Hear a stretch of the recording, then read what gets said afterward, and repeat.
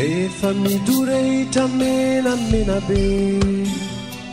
eny faravodiny lanindrino a matsiaro anao a isaky ny malomaloka ny andro itapifipify ilay masoandro matsiaro anao a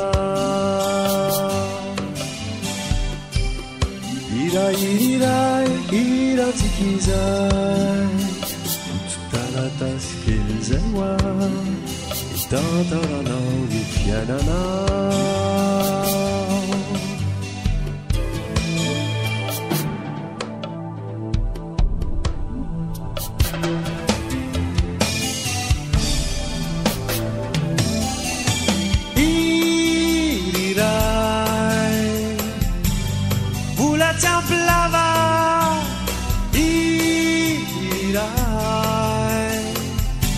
sakafo diso vava iriray nona tsisy farany angia tsisy lalany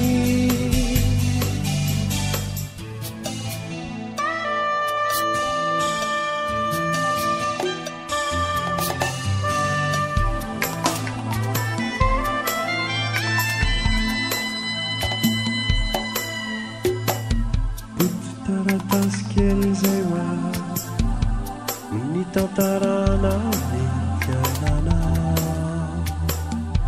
mahatsiaro anao tsy tantaran'olona miadambony iray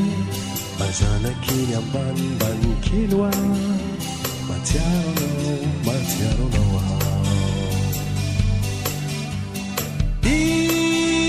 iray vola tiampy lava iriray sakafo diso vava iriray ketriky ny taly setriky ny omaly